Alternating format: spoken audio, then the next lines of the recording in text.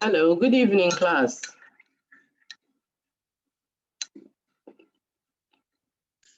Good evening, madam. Okay, so we are going to start now. I have only 6 of you.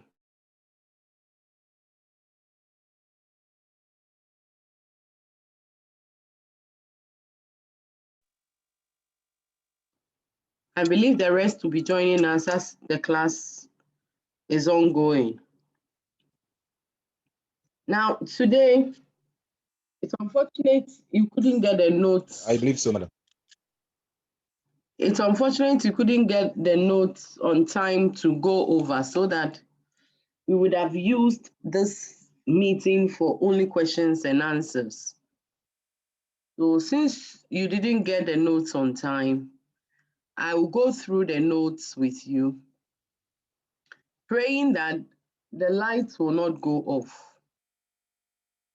Because my area, the way there are lights, they've been fluctuating the lights here and there. It's serious. So let's just pray that we don't get power out and then we'll be able to come to a successful end. Today, I want us to begin looking at the channels of electronic banking as some authors have put it, or you can also refer to the channels as the electronic aids to electronic banking, electronic aids or technological aids to electronic banking, or you can refer to it as, how do we call it? We have channels, technological aids, basically, yeah, basically. These are the two-way means you can refer to what we are going to start.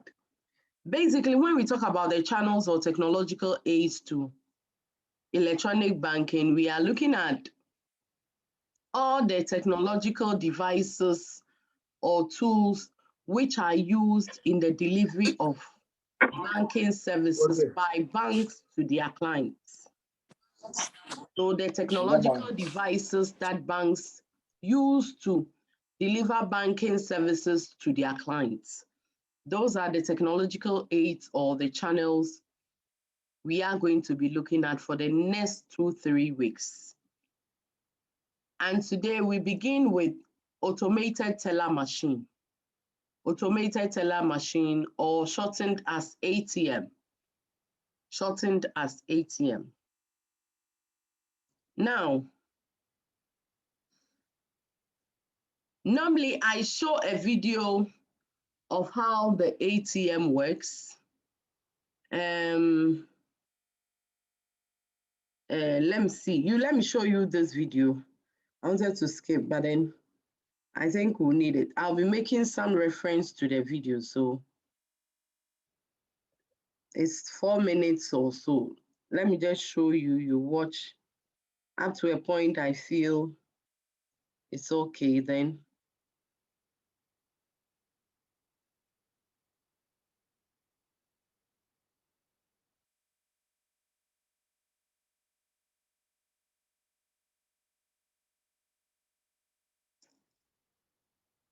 I'm just looking for the video for you.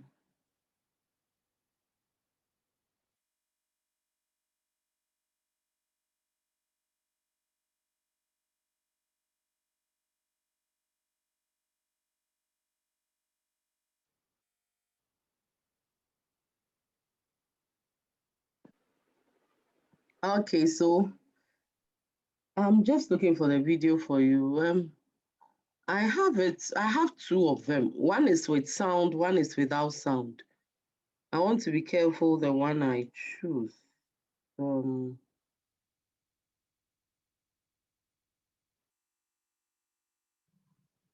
Okay.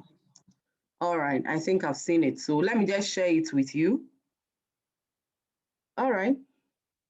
So I want you to pay attention to the video because I'll be making a lot of reference to the video as we move on with the class. Can you all see now? Please let me know if you can see the video. Can you see?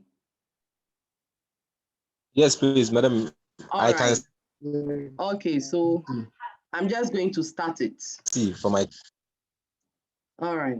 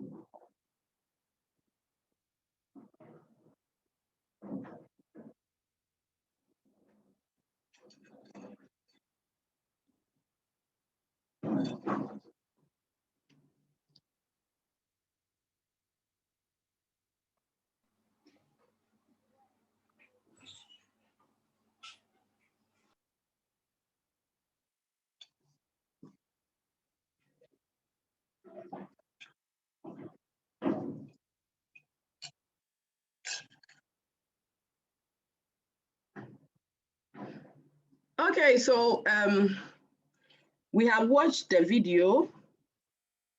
Now we'll go back to the lecture.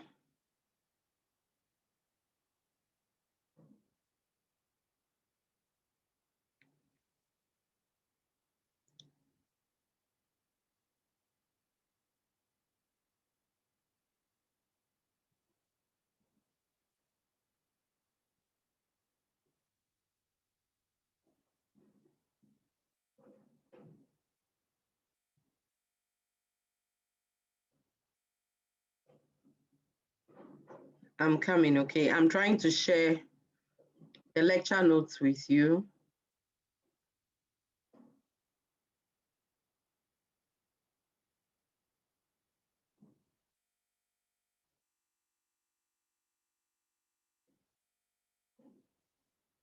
All right, so we just saw how the ATM works.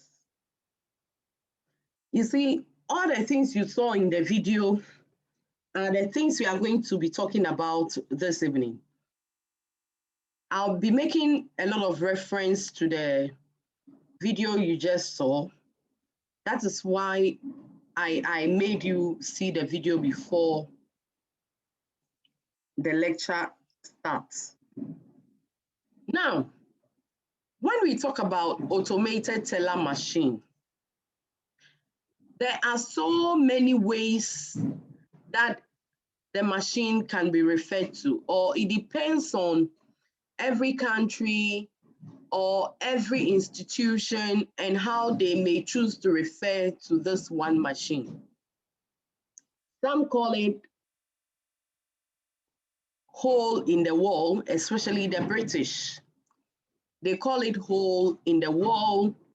And I'm thinking it is because, or they call it hole in the wall because, you know, the ATM, most of the ATMs which are attached to buildings or bank branches, they are normally, the outer part of the ATM faces outside, and then the vault normally stays within the branch. And before they are able to install the ATM, they need some sort of hole to put the machine inside. So I am thinking that is the notion behind why the British call it a hole in the wall. But other people also refer to it as Cashpoint. Some call it cash machine. And this evening, we will see that the ATM started as a cash machine when it was first developed, and it was later built upon for us to get the ATM that we have today. So these are some of the most popular ways of referring to automated teller machine. Okay, now, ATM, as we know, I know most of us, we know how the machine works because we've been using it all the time. Now, I hope you will agree with me if I tell you that this one machine we've been using is a computerized telecommunications device. Of course, we know if it wasn't a computerized telecommunications device, there was no way the machine could communicate with the bank's network for a client or a customer to undertake a transaction on his or her account with the machine. So ATM, as we know, is a computerized telecommunications device that provides the clients of a financial institution with access to financial transactions in a public space without the involvement of a bank official or without any face-to-face interaction or assistance. When you go to the ATM to perform a transaction, you don't need or you don't require the assistance of a bank official before you use the machine. In fact, it is even against the ATM security to actually seek assistance from someone. It can be a passerby or a staff, of course, a staff anyway, but a staff of the bank. But you know, human beings cannot be trusted. It is not advisable you seek help from anybody when you are using the ATM, because the fact that, or the very moment you seek help from someone, then it means that the person will get to know your PIN, which is supposed to be your secret. And when they know your PIN and they are able to clone ATM card like the one you are holding using your details, then they can steal from your account. So it is not advisable to seek assistance when using the ATM. Fine.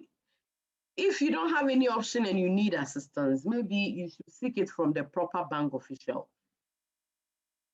Now, so if we say that the ATM is a computerized telecommunications device, it simply means that the ATM, as we know, is a computerized device, or it has been programmed to work like the computer we know. So the machine is able to communicate at all times with the various banks' networks in order to be able to allow clients who are seeking to go into the account to have access into the account and perform whatever transactions they want to undertake. It is computerized because, I mean, the machine cannot work if it wasn't designed to be computerized in nature. All the information stored on the client's card and everything, before the ATM accepts whatever verification that the clients provide, it communicates or it links up with the bank's network to be able to do all these verification.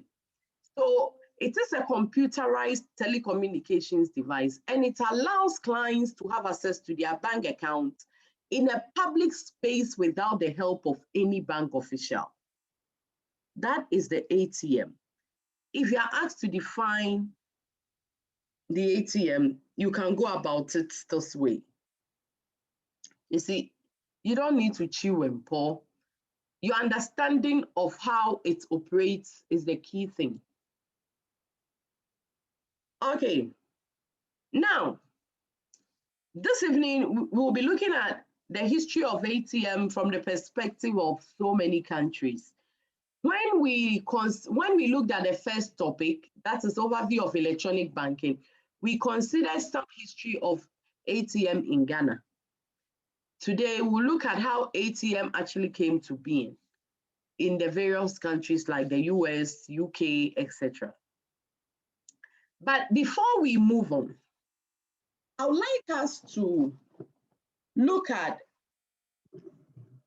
two main issues that normally come up when you are reading the text on ATM. That is, if you go online, you may come across these two main, should I say, sides of the story with regards to ATM history in UK. I want us to consider and then find some explanation behind why these two sides or these two schools of thought say, claim what they have put forward to be the accurate information with regards to the first ATM that was ever installed in the UK. Now, according to one school of thought, ATM, the first ATM to be installed in Britain was that of Lloyds Bank ATM they installed in December 1972. And this ATM, according to the first school of thought we are considering, was the ATM of IBM, that is International Business Machine. I'm sure we've all heard of IBM, International Business Machine. Now, they are saying that Lloyds Bank happened to be the first to have installed an ATM in UK, and this they did in 1972. Then, another school of thought also claims that the first ATM to have been installed in the UK was that of Barclays Bank, which was installed on the 27th of June, 1967. That is what the second school of thought is also claiming, that Barclays Bank happened to be the first to have installed an ATM in their Enfieldstown in North London's branch, and they did this specifically on the 27th June 1967. Now, what I want us to understand is that these school of thoughts, none of them is wrong. None of them is wrong.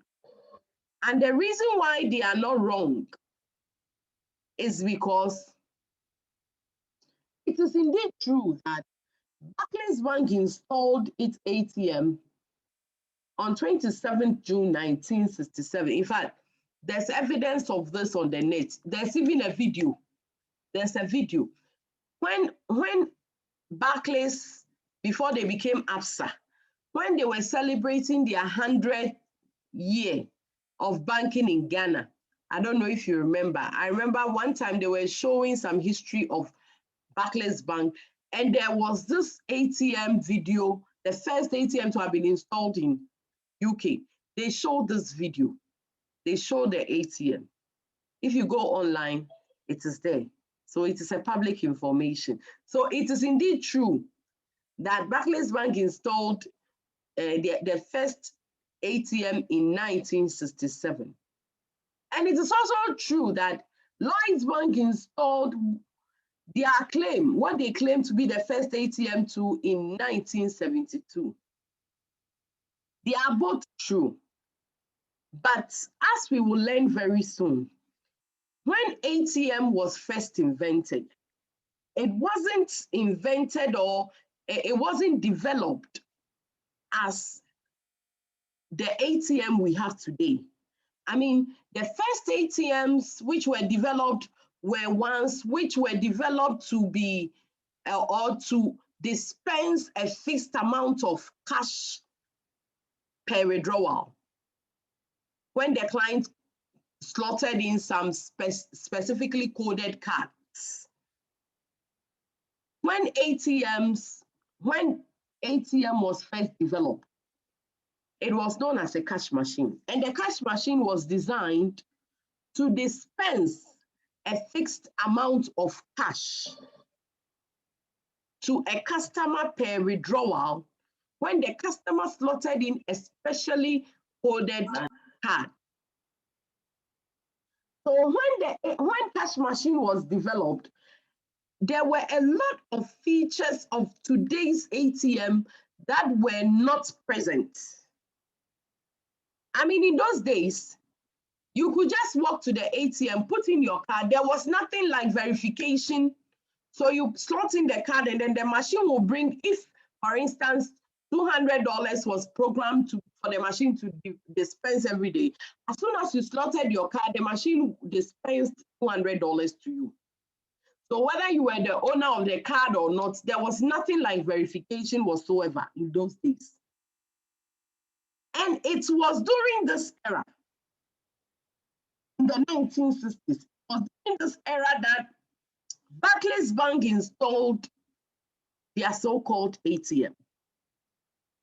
So when Barclays Bank installed their claim, that is the first ATM in UK, it was the machine was at the cash machine stage.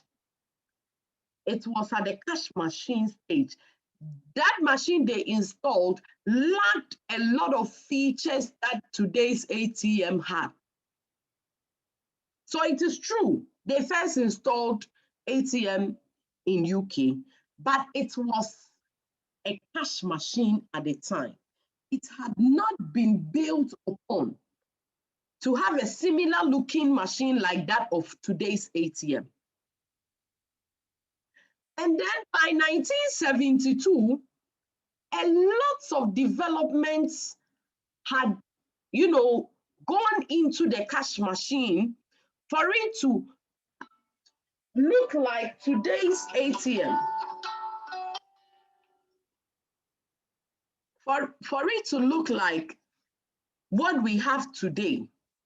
By 1972, a lot of developments and updates, etc., had been added to the cash machine, and it looked like what we have, or it was similar to today's ATM.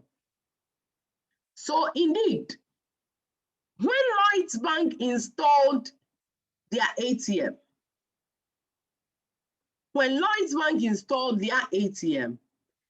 it was at that time a similar looking machine like that of today. It was a similar looking machine like that of today's ATM. Unlike Barclays Bank's own, which they installed when it was at the cash machine stage, and it lacked a lot of features as compared to today's ATM. So it is true that Barclays Bank was the first to have installed ATM in UK, but at the time it was known as a cash machine. A lot of development had not gone into it. And it is also true that Lloyds Bank installed the first ATM in UK, and at that time, because at that time, the machine had been built upon. Who is disturbing me like this?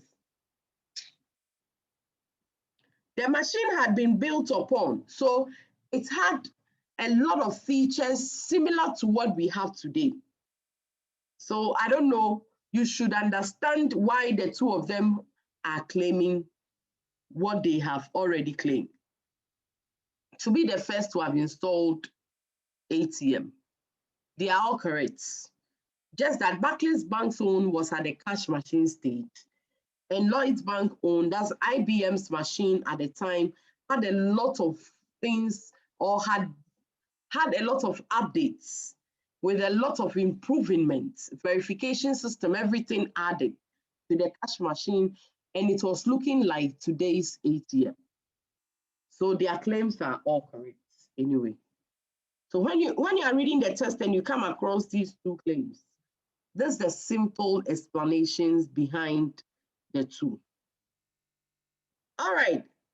Now, you know, with modern ATMs, when you want to use the machine, the first thing that you are required to do is to slot in your ATM card. And you know the ATM card is a plastic card, a plastic looking card. Now, when you slot in the machine will read the information stored on the card,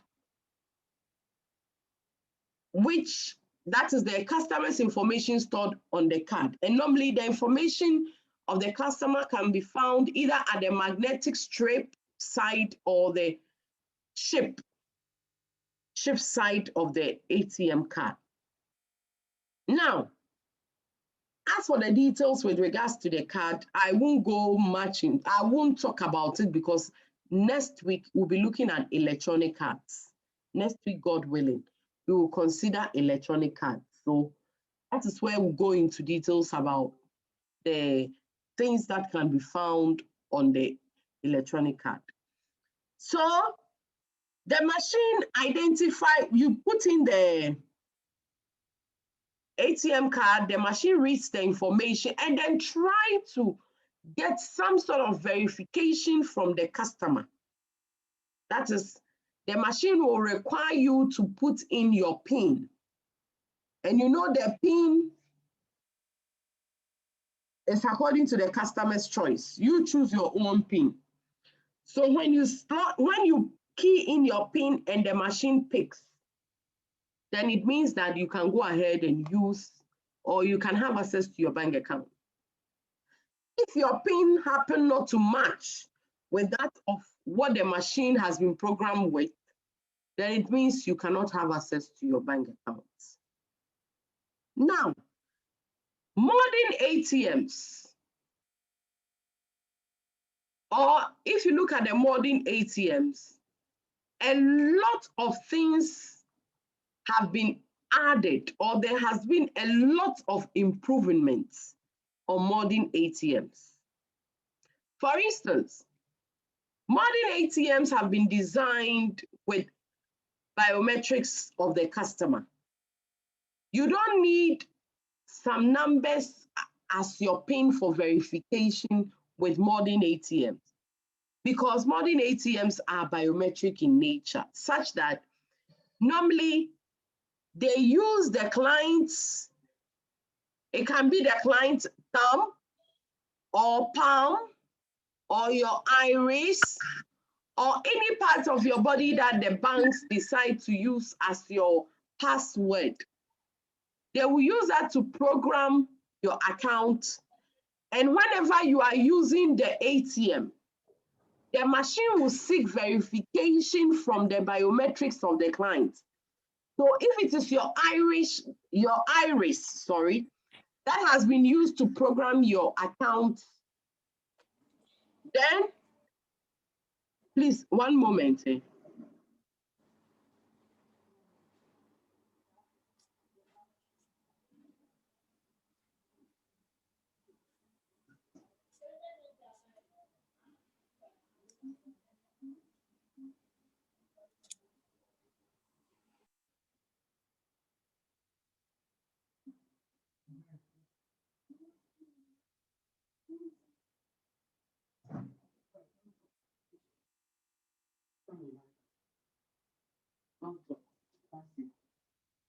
Okay. If you disturb, I'll sack you. Okay. Don't make noise. Okay, sorry. My daughter is disturbing me. All right, so like I said before, once any part of your body has been used to program as your password with modern ATMs, whenever you want to use the ATM, the machine will seek verification by you either looking into a particular side of the ATM that will pick, if it is your iris, it will pick your iris to see if it matches with what has been used to program the account, or if it is your thumb or your palm, I mean, whichever parts has been used. Once the machine verifies that it is, or it is the same as what was used to program the account, then the customer will be allowed access into his or her account. Now, once you have access into your account, then you can make a withdrawal or deposit or do so many things that the machine permits the client to perform. Now, in our part of the world, normally you don't see, or we don't normally come across the biometric ATMs, but in advanced countries, they are using the biometric ATMs a lot, because now they've seen that anybody can just steal your PIN plus your card and use it against you. With biometrics, unless maybe you go and cut the person's hand or finger or gouge the eyes, I mean, remove the eyes or whatever, which is, excuse me to say, quite impossible to do before you can steal from the person's account. So modern ATMs are designed to be biometric in nature, but it is unfortunate in our part of the world, we don't normally come across such ATMs. Now, there's one amazing thing that the ATM does, and that is the fact that the ATM allows clients to still have access to their bank account, whether they are in their home country or they travel outside their home country. For instance, let's say you travel to Japan, right? You have a business to do in Japan. So you leave Ghana for Japan. Now, nowadays, it is not so advisable to be working with a lot of cash on you. So let's say you get to Japan and you happen to see that you need money. And let's also assume that your ATM card is that of, or is the interbank, or your bank's ATM system is on the interbank financial network system. So it means that you can have access to your account irrespective of whichever part of the world you find yourself. So let's assume you are using a Visa or MasterCard ATM and you go to Japan and you need money from your bank account. You can walk to any Visa ATM that you come across with in Japan and use the machine, and the machine will allow you access into your account.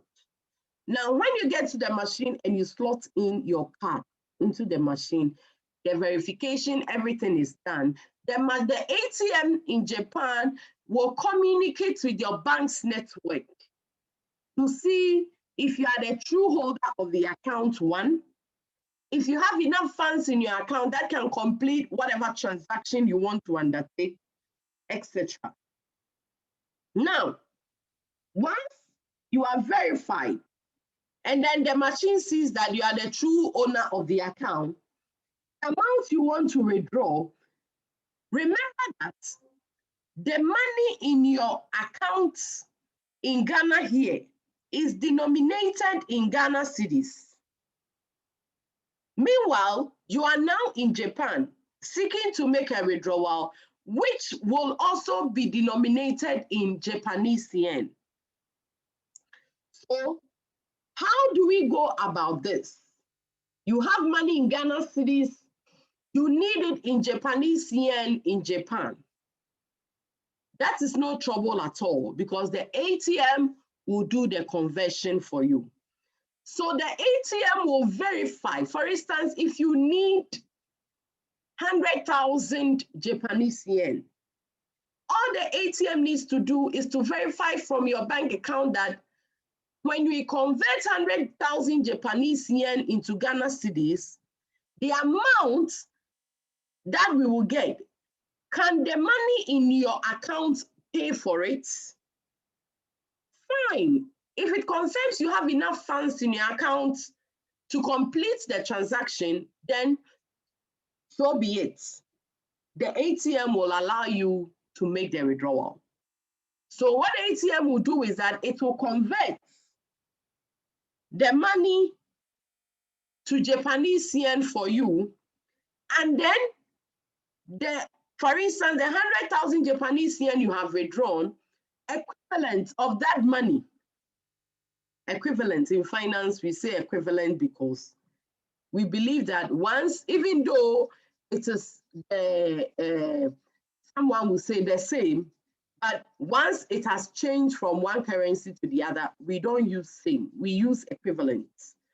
Equivalent of the 100,000 Ghana cedis, 100,000 Japanese yen, equivalent of that in Ghana cedis will immediately be deducted from your bank account, or your account will be debited immediately with an equivalent of 100,000 Japanese yen in Ghana cedis, and a deduction will be made. Now, one amazing thing too that you will get from using the ATM to make a withdrawal in another man's country is the wholesale rates that the ATM does the exchange with. ATM, when it is converting money from one currency to the other, it uses what we call the wholesale exchange rate. And the wholesale exchange rate is the best exchange rate that you can get for converting one currency to the other. So the ATM allows this. I remember back in 2011, I was the faculty advisor of Inactus UCOMS, and we won Ghana's competition. So we represented Ghana in Malaysia. And when we got to Malaysia, we needed, I mean, those of us who went with the team, myself included, we needed money.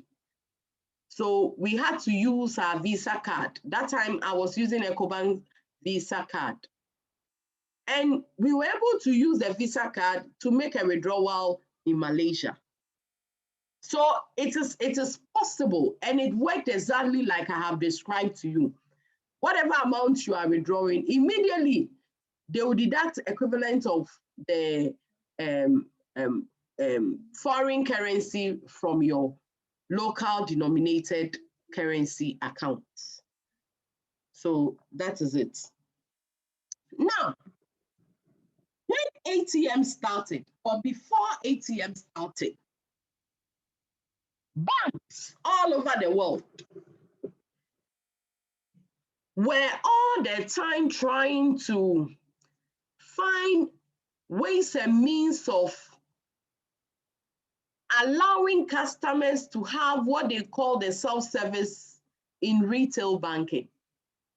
Banks wanted customers to experience self-service, that is to serve yourself without the involvement of any bank official when it comes to retail banking. So a whole lot of developments were going on at the time.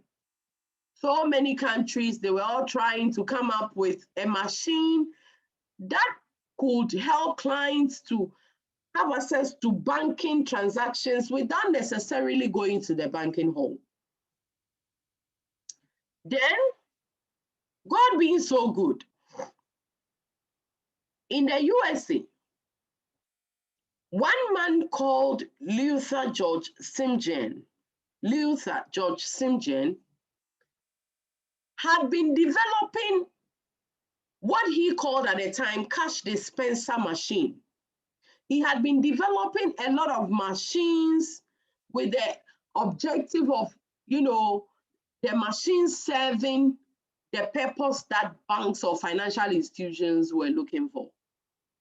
So he had been developing a lot of machines, but it wasn't until all those machines he developed before 1959. You remember in the video, they said back in 1939, the first cash machine, blah, blah, blah, blah, blah.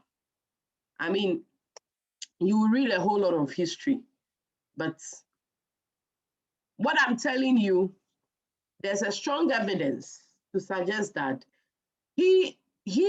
that's the Luther George Simjian, had even been working on the development of a cash machine before 1959.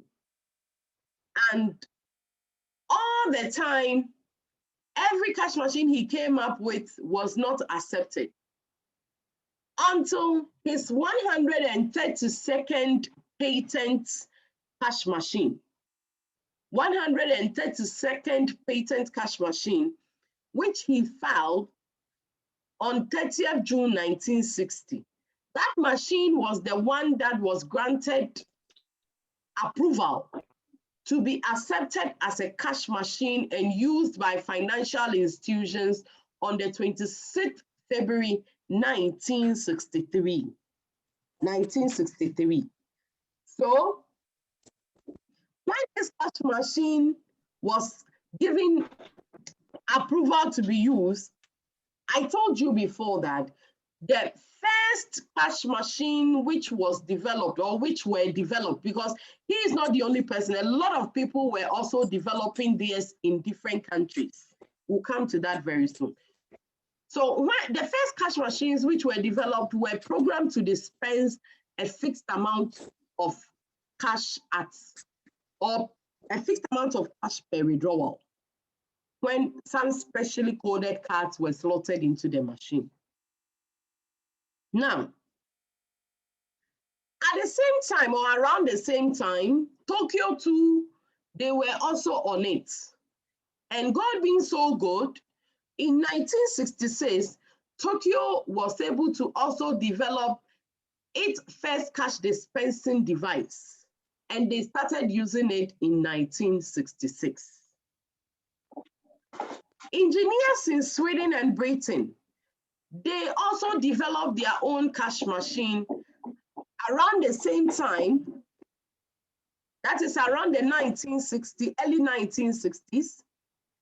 And the first cash machine, which was accepted to be used as cash dispensing machine, also known as today's ATM, was the one that was installed by Barclays Bank in Enfieldstown in North London on the 27th June 1967.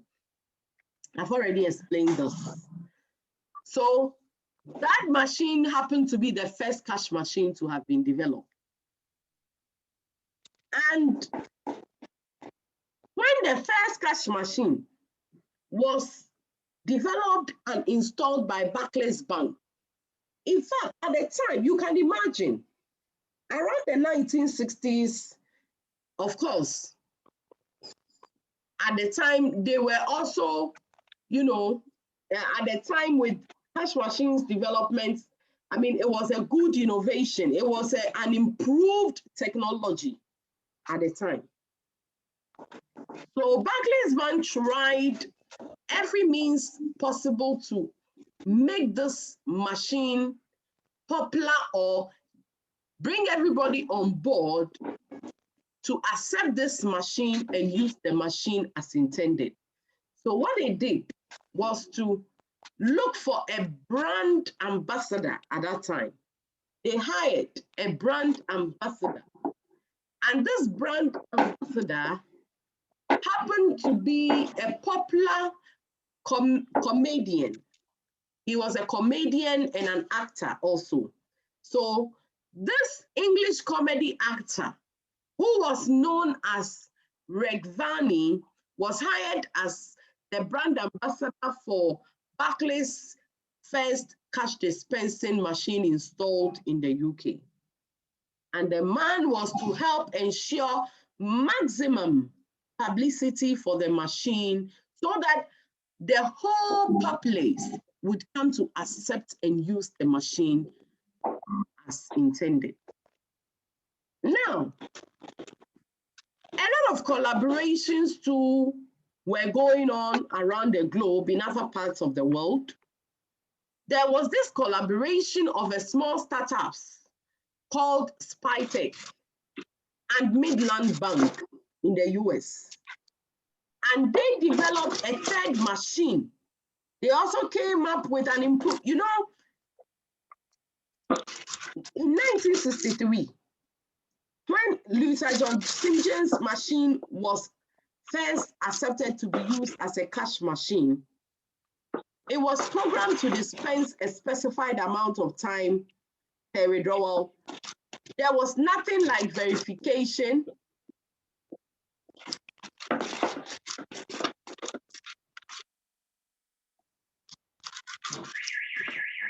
Rhoda Intori, mute your microphone.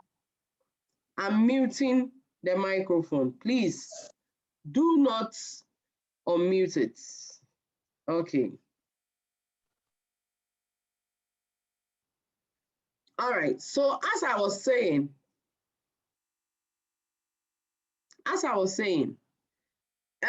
there were a lot of collaborations going on because the machine which was developed and was supposed to dispense a specified amount of cash per withdrawal could not serve the purpose they wanted.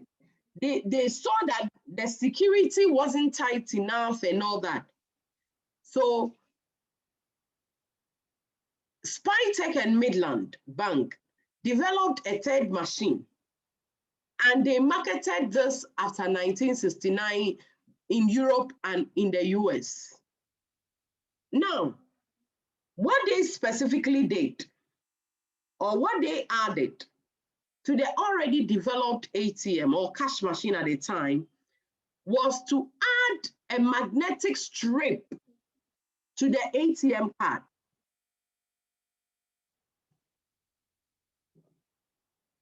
Was to add a magnetic strip to the ATM card.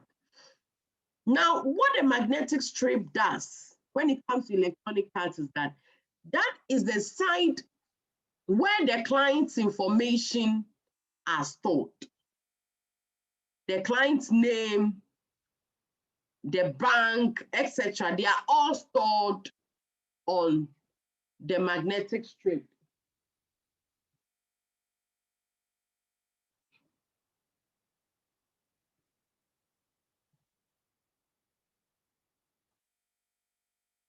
They are all stored on the magnetic strip. So what Spytech did was to add a magnetic strip to the ATM card because they realized that before, the card that they were using as an ATM card was just some specially coded card which did not contain information of the holder, plus did not even require any verification system whatsoever. So when they added the magnetic strip, it meant at the time that the ATM card of every ATM card holder would bear the name of the card holder, so that as soon as you slotted your card onto the machine would display your information. So this is what Spytech and Midland collaborated to do at the time. Now, still on the ATM security, there was nothing like a pin stored on the ATM card, as I've been saying.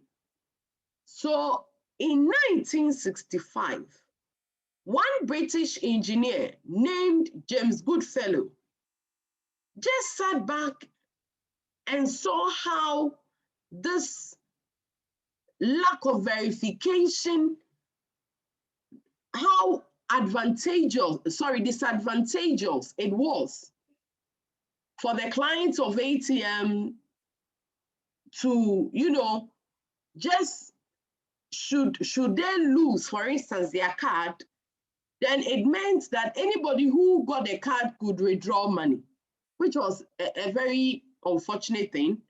But he decided that let's bring in a pin. Let's store some sort of pin on the ATM card so that before the client is even allowed access onto his or her account, the machine would request for verification, which will require the client to put in his or her PIN number. So in 1965, this idea was introduced by James Goodfellow, and it really helped. It came to stay. Then, still on how to make the ATM efficient, as at the time the cash machine was developed, it was only made for withdrawal within a particular area. I mean, you couldn't leave your branch or home country to another branch or another country and then have access to your bank account. There was nothing like networking, or there was nothing like ATMs which had been networked at the time. So in 1968, this man called Donald Wetzel, who was an American, decided that he was going to introduce the idea of networking all ATMs so that when clients traveled to other countries, that is even in the US, when they move from one state to another, or they move from US to maybe another country, they could have access to their bank accounts. So he introduced the idea of networking ATMs in 1968.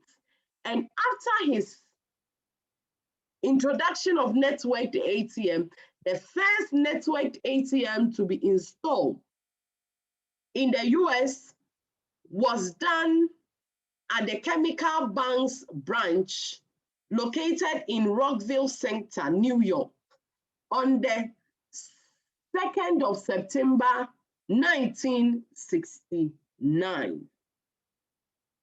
So when this networked ATM was installed, in fact, by now, you should see the improvements that right from 65, all the improvements that had been added to the cash machine which was first developed. A lot of improvements. I've already mentioned this, that the first cash machine was programmed to dispense a fixed amount of cash whenever the user inserted a specially coded card.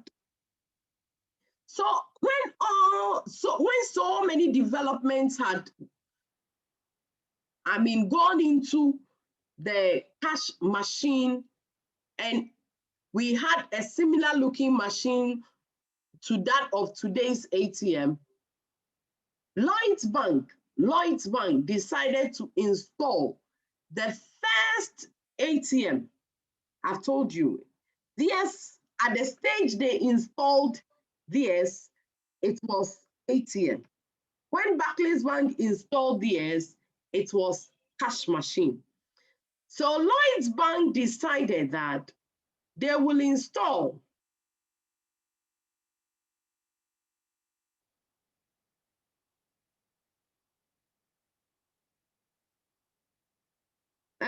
please, Margaret, hold on to your question, okay? When I'm done, you will remind me and then I will address it, okay? I want to finish and then I'll take questions afterwards. So Lloyds Bank installed their machine after a lot of improvements have been made onto the cash machine. And IBM developed their IBM 2984 machine, which was installed by Lloyds Bank. And this machine had a lot of features, or it had all the features that we have described added to the previously made cash dispensing machine. So at the time Lloyds Bank installed their ATM, it was ATM, as we already know. Okay, now let's go into the location of ATM. When it comes to location of ATMs, normally we see that ATMs are found in shopping malls, in churches, in filling stations, on campuses of universities or secondary schools, bank branches, a whole lot, grocery stores, a whole lot. We find ATMs installed in all these places. Now, when we talk about location of ATMs, we are basically referring to ATM installations. And we have two main types of ATM installation. We have what we call the on-premise ATM installation, and then the off-premise ATM installation. The on-premise ATM installation and the off-premise ATM installation. Now, on-premise ATM installation, this is where the ATM is installed or is attached to a bank's branch. For on-premise ATMs, you normally find them attached to banks' branches such that the outer part of the ATM will come outside or will face outside for clients to use, and the vault of the ATM will be located inside the bank's branch. So for on-premise ATMs, they are normally those that you find attached to banks' branches. For instance, if you look at opposite UPSA, the engine filling station, Fidelity Bank's branch over there.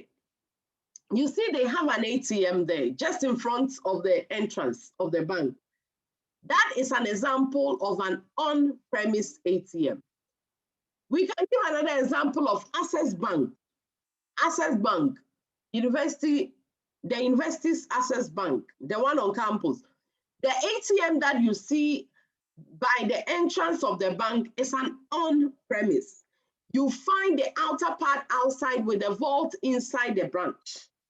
So all ATMs installations that you see with the ATMs vaults inside the bank's branch are called on-premise ATM. Normally, such ATMs are multifunction machines, but no, I don't want to use this because this used to be the case some 10 years ago when I was teaching the course. I mean, it used to be that you see that those ATMs attached to bank branches were once with a lot of functions, but it is not like that today. Today, whether the ATM is attached to the bank's branch or not, most of the ATMs that we have today are multifunction machines. So I don't want to even go by that. But one key thing with on-premise is the fact that with the on-premise, the machine's vault is located inside the branch of the bank. Then we have the off-premise. The off-premise. With the off-premise, you will normally see that the machine is installed in filling stations or shopping malls, etc., etc. You will have the machine's branch inside, the machine's vault inside any bank branch. So normally we refer to them as standalone ATMs. Standalone ATMs. Another name for the off-premise ATMs are called standalone ATMs. It used to be that such ATMs were small in nature. Normally, some years ago, those of you who knew Legon Campus very well, who know Legon Campus very well, around 2008, 2009, there were some small ATMs that were there. You see how cute they were at the time. Madam, did you say 2008, 2009? Pardon? Madam, did you say 2008, 2009? Yes. Hey, by then we were. All right, don't worry. Nowadays, you don't see such small ATMs anymore because the ones they are now installing, they actually build them. Yeah, if you look at, so let's use opposite UPSA, the engine filling station.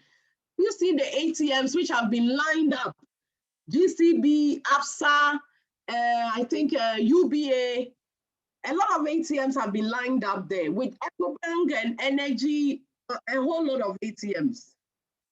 Those are called the off-premise ATMs installation. Off-premise ATM installation. They don't have their vaults inside a bank's branch. Normally, they come along with their vaults and they stand away from the bank's branch. But I don't want you to have the impression that you cannot have an off-premise ATM at a bank's premises.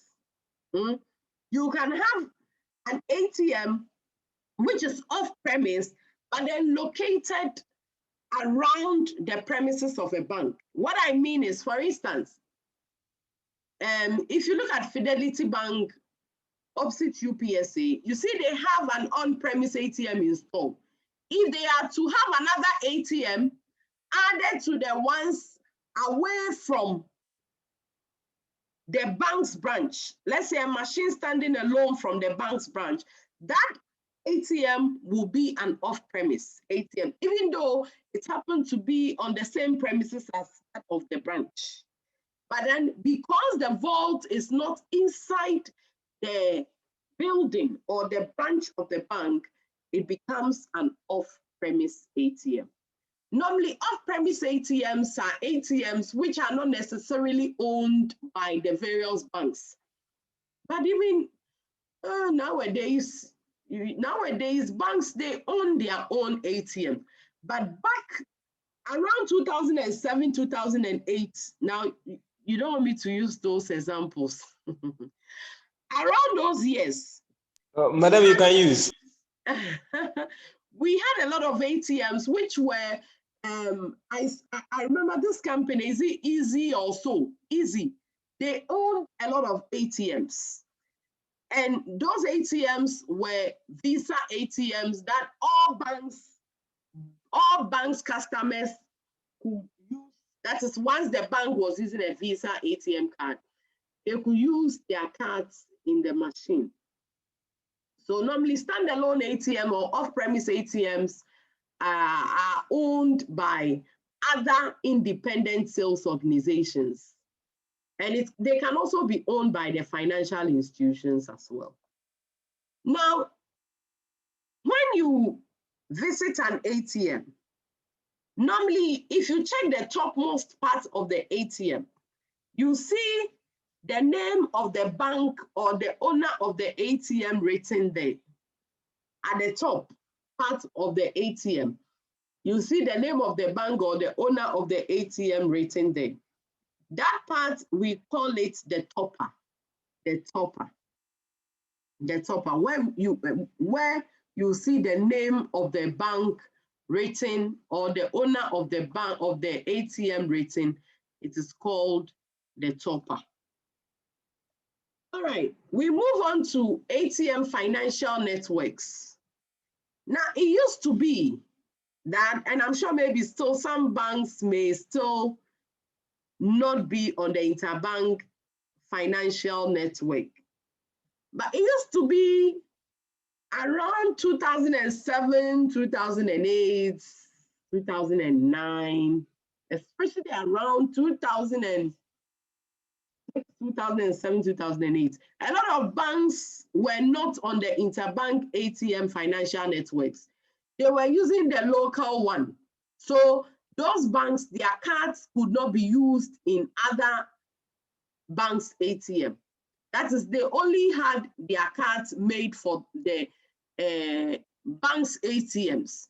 So if you were a holder of, for instance, ADB, Prudential Bank, and even Ghana Commercial Bank, at that time, they were not on the interbank financial network. So you could only use their ATM cards in their machines. You couldn't use their ATM cards in other banks' ATMs. But banks like EcoBank, Barclays, those banks, they were on the interbank financial network. So their cards could be used in any other bank's ATM, which was Visa. Visa came here first before MasterCard. MasterCard came not too long ago. I mean, a lot of banks started using MasterCard not too long ago. And Visa happened to be one of the first ATM, the network system that banks in Ghana were using. So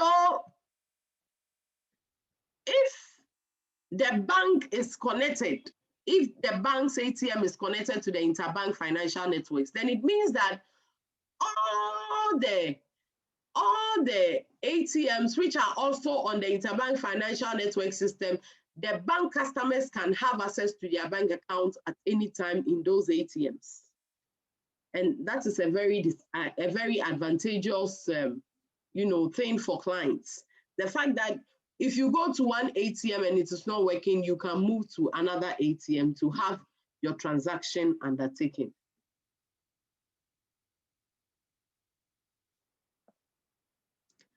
Now, ATM usage comes with bank charges. Even though nowadays most banks are saying they don't charge for ATM usage, but indirectly they are charging. They will tell you that, oh, as for us, we just take something small for card maintenance. But what do you mean by card maintenance fees at the end of the month? This ATM card maintenance fees, why should you pay for it if you are not using ATM? You get it? It's an indirect way of charging ATM usage fees. But it is a normal thing that you pay for ATM usage fees, because that is the only way the bank can also maintain their ATM. Normally, when you use ATMs, some banks, their system is like that you pay as you go. As in, you use, you are charged, then you pay.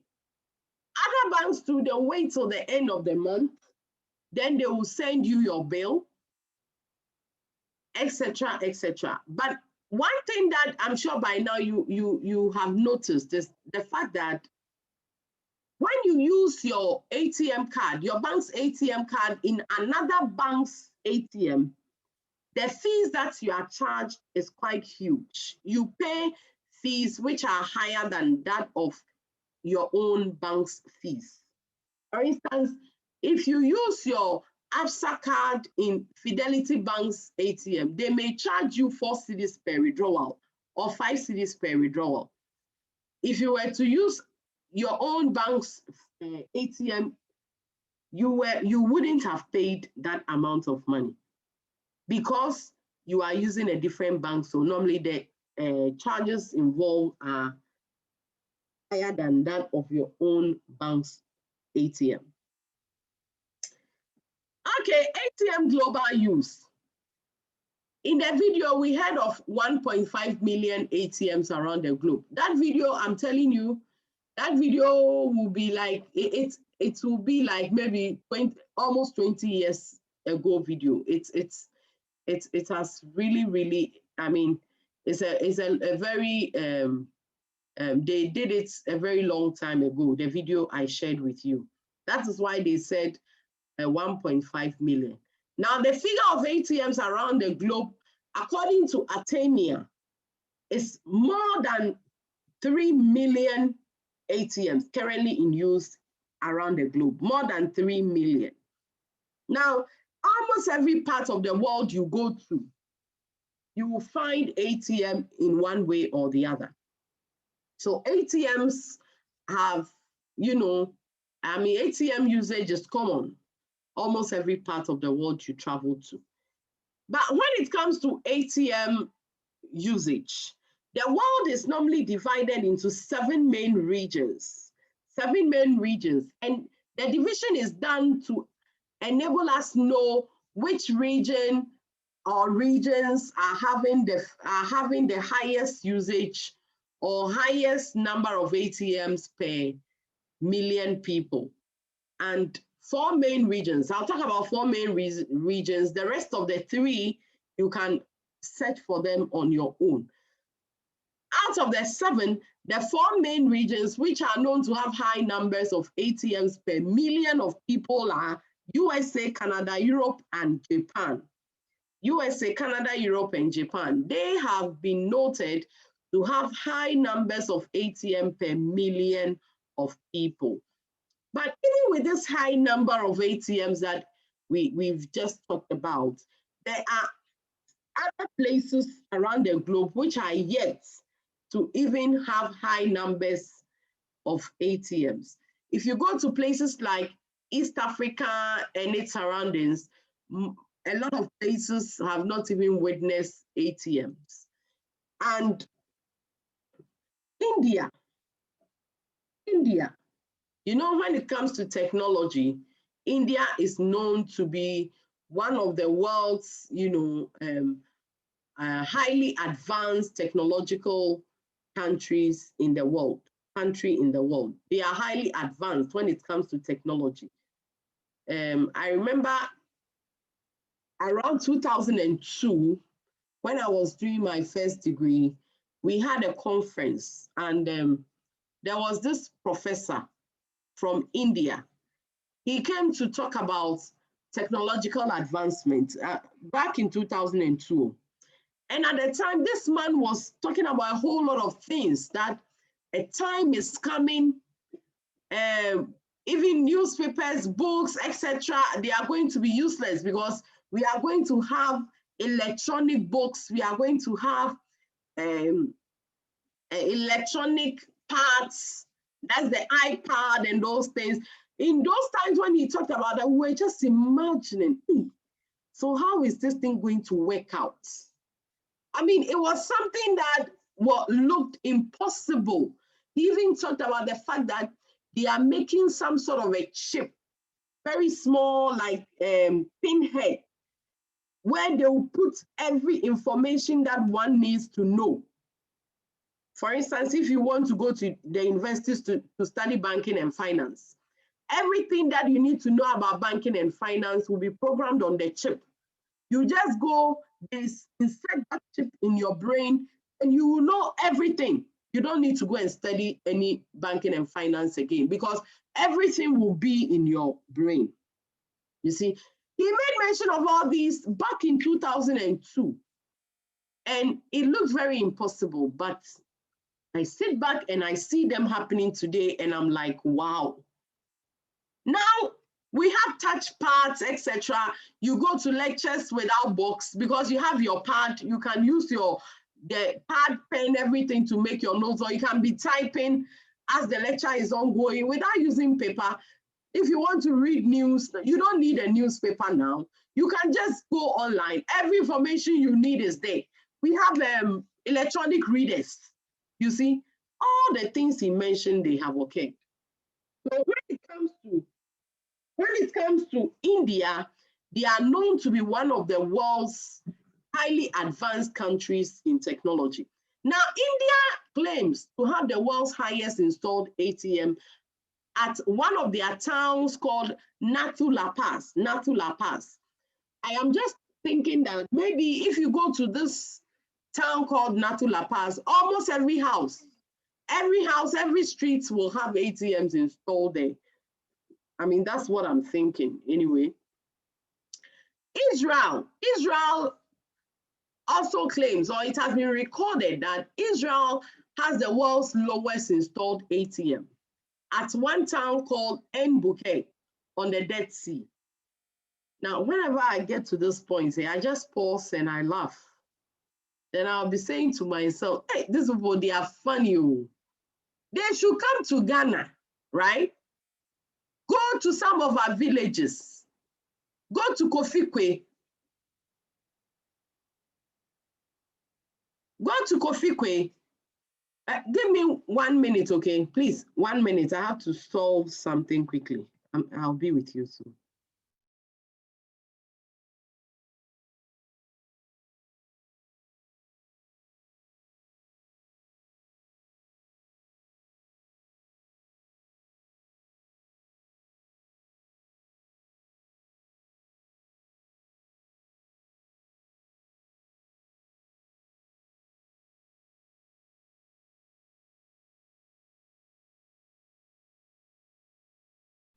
Okay, sorry for that. All right, now I was saying that if you go to some of our villages and our small communities in Ghana, like Kofikwe, and a whole lot of other places, you go to places in some parts of the northern region, name them. You see that some people have not even seen, how do we call it? They've not even seen ATMs before. But just that we don't document. In Ghana, we don't document some of these things. So normally when it comes to, when it comes to recording which one the world should go by, they use the documented ones. So En-Bukek at the Dead Sea, that is located in Israel, is recorded to have the lowest installed ATMs in the world.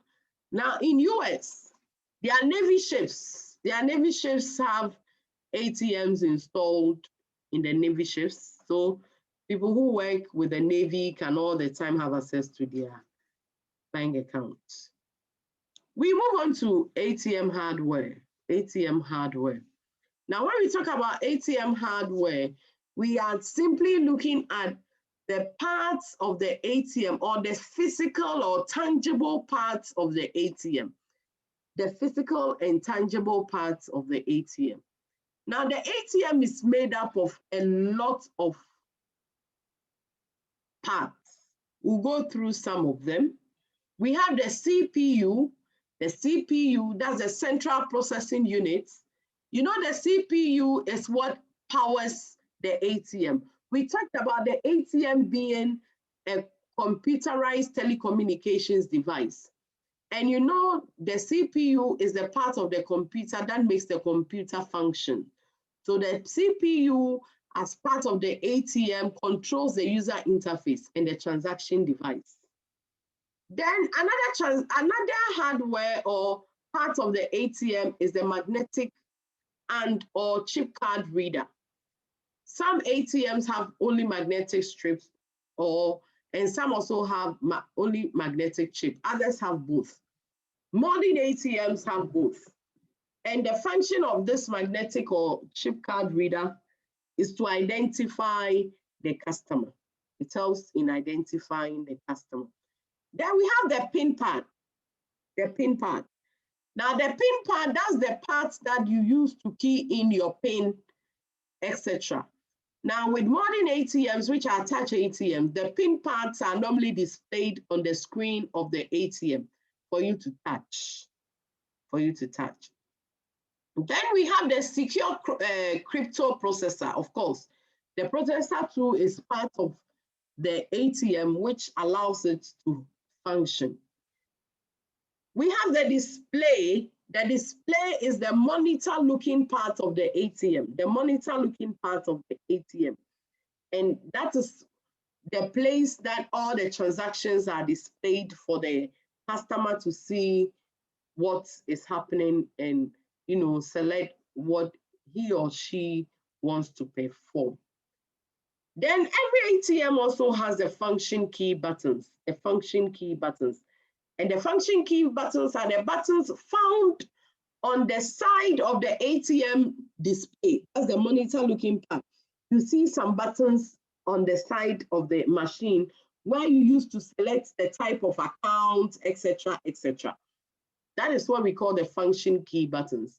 If you are dealing with a touch screen ATM, normally the function key buttons are displayed at the side of the monitor looking part. So you will just touch them. Then every ATM has a record printer, of course. It is very, very important because the printer provides receipts as evidence of the transaction that has been undertaken by the customer. Then most importantly, every ATM has a vault. The vault part of the ATM is the most important part because that is the part which stores items of value. All the cash are stored in the vault. So the vault is very, very, very important. We will go into the vault to look at some of the mechanisms or the things that we will find inside the ATM vault. And there are a whole lot of things or mechanisms that you will find inside the ATM vault. They include one, what we call the dispensing mechanism. The dispensing mechanism. The dispensing mechanism is actually what helps the machine to dispense cash whenever the customer wants to make a withdrawal. The dispensing mechanism helps the machine to provide or dispense cash to the customer if the customer is making a withdrawal. Then there's a deposit mechanism. The deposit mechanisms to help to store money or help the customer to deposit money when he or she wants to make a deposit. And normally, modern ATMs come with, the deposit mechanism side comes with check processing module and bulk note acceptor. Now, the check processing module of modern ATMs, what they do is that it allows the ATM to accept check. So you can make a check deposit into your account. Once you make a check deposit into your account, the check processing module will actually start the check processing immediately. That's the clearing system begins immediately. So if it's an in-house check, the very day you see a reflection of the amount in your account. If it is not an in-house check, another bank's check, then it will take the 3 days processing check clearing. And I mean, the money will get into the customer's account. Then there's a bulk note acceptor tool found within the deposit mechanism. And the bulk note acceptor helps the ATM to accept deposits in bulk note form. So that is the deposit mechanism. Now we have another important thing to found inside the ATM vault. That is security sensors. Security sensors. Now the security sensors, they play two major roles, or there are two main types of security sensors found inside the ATM vault. Two main types of security sensors found inside the ATM vault. I'll tell you what they are. We watched the video, and when we were watching the video, you saw that when the machine was dispensing cash, you saw as it picked, it was going through some rollers, it got to a point, then the, how do you call it? It got to a point whereby, oh, there's a term they used, which has quite escaped me, but there was some sort of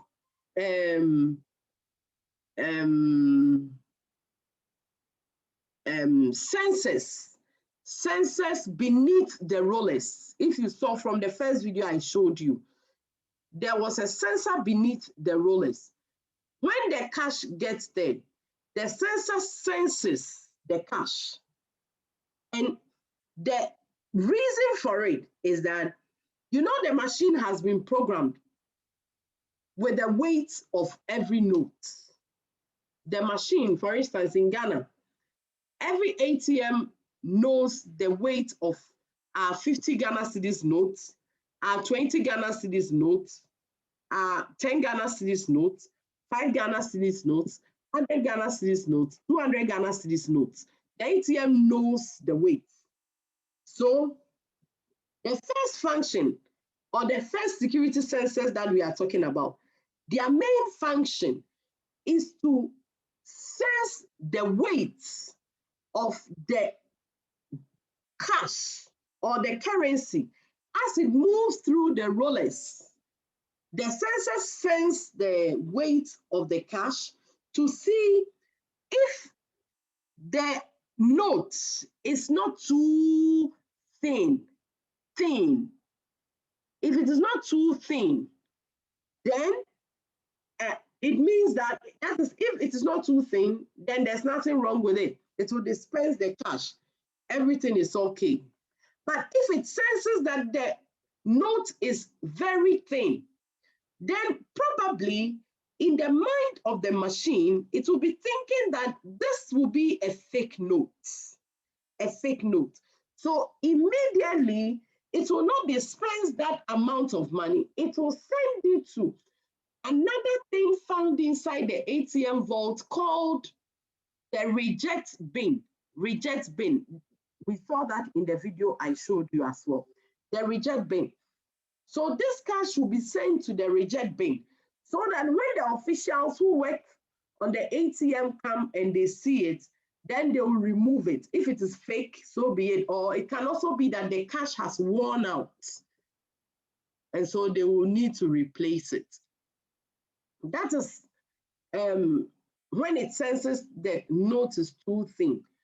When the machine also senses that the note is too thick, then probably it will also be thinking that maybe two main notes have been stuck together. So it will not send that note to be dispensed, it will take it to the reject bin. So when it goes into the reject bin and officials come and they see that, oh, okay, the money was stuck. I mean, two notes were stuck together. Then they will take it and then, you know, load it properly together with other notes. So that's the first function of the sensors, to sense the weight of the currency, to see if it is not too thick or too thin. Then the second function of sensors, or the second type of sensors that is found within the vault of ATM, the function they perform is to sense any foreign gas that will be filled into the ATM vaults, neutralize it in order not to blow the ATM up. Now, one of ATM's most popular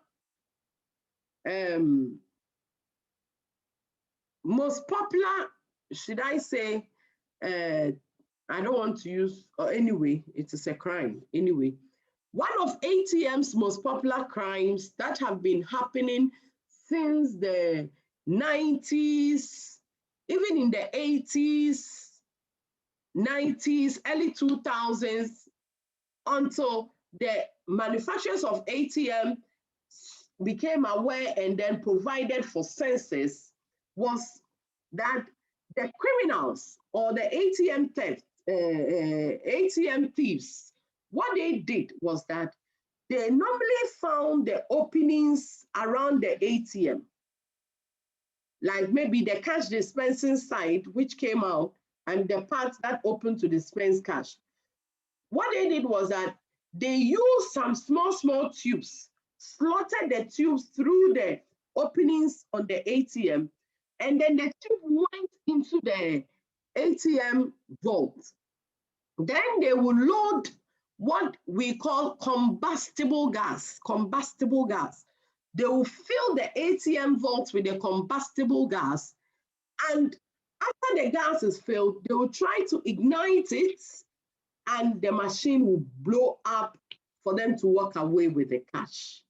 So when the manufacturers of ATM realized this, they also brought in these sensors so that as soon as the combustible gas is filled onto the vault of the ATM, then the combustible gas will sense the gas.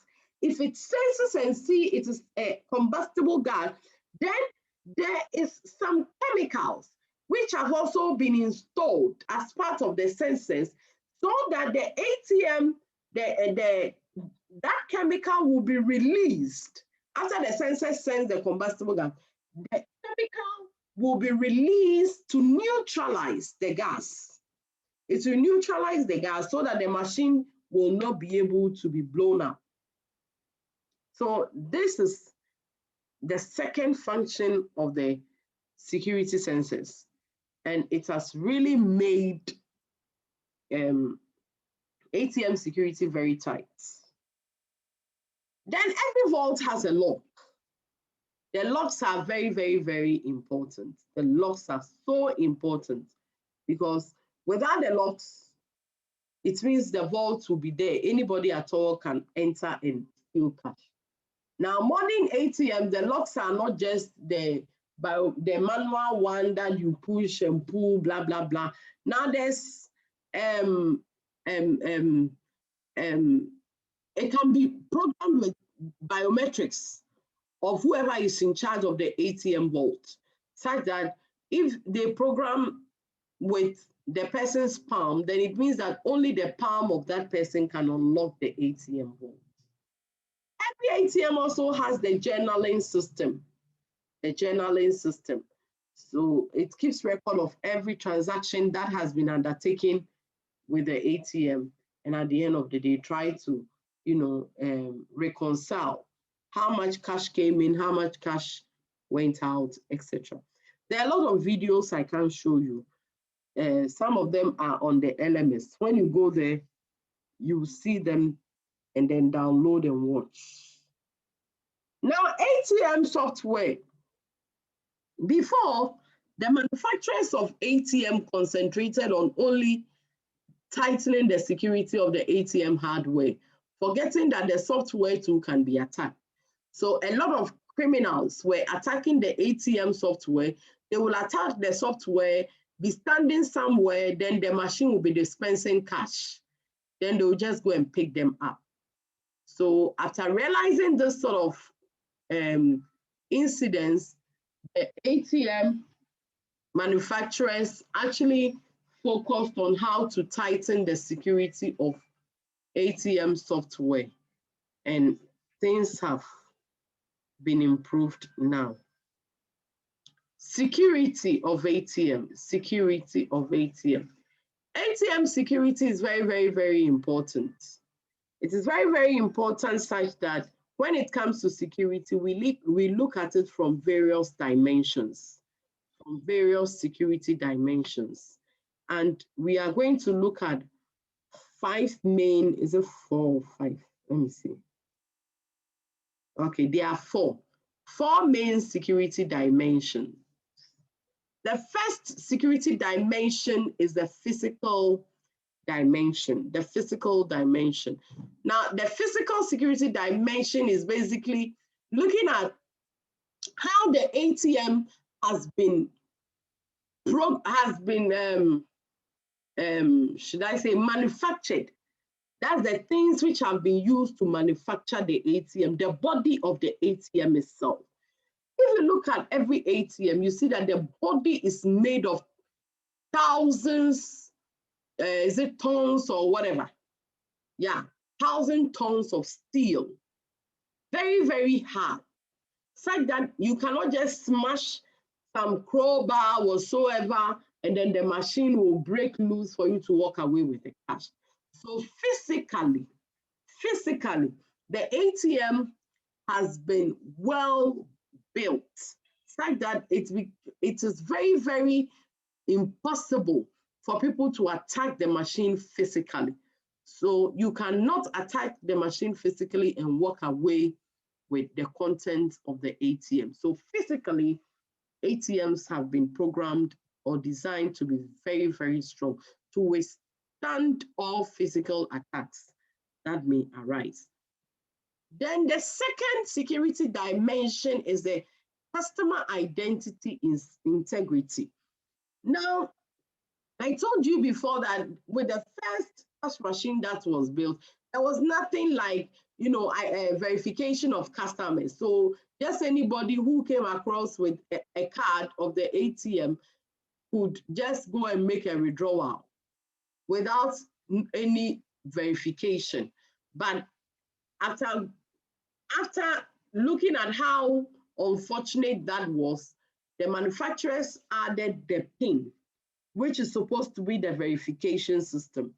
So when it comes to customer identity integrity too, the ATM is well built to withstand or to prevent any unauthorized access, such that if you slot in your card, the machine will demand for a PIN. Until you get the PIN correct, there's no way you can have access to your own bank account.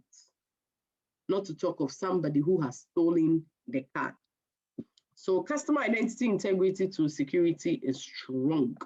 Even now, we have already talked about the biometrics. They have designed machines which only pick the biometric of clients as a form of verification. So some use the iris, the facial recognition, the palm, the finger, a whole lot are used to program the ATM. Then the third one is the device operation integrity. The device operation integrity too, with how the machine has been programmed, it is very, very, very difficult for the machine to be, for you to try and fidget with the machine and it will break down. It doesn't happen. It doesn't happen. Even if you look at all the openings on the customer side of the ATM, they are well covered. Well covered. You cannot slot your hands through the dispensing side, for instance, to get into the vault. It doesn't happen. There are also alarm sensors placed inside the ATM, such that when somebody tries to, tamper with the machine or try to access the machine in an unauthorized manner, that person, the sensors will send alarm or alert to the ATM manufacturers for them to, immediately get to wherever the attempt is being done. So in terms of device operation integrity, the ATM is also well built. You will not go and use the ATM or fidget with the ATM and it will break down. That is not how it was designed. The worst thing that will happen is that your card may be swallowed. Then we have the fourth one, customer security.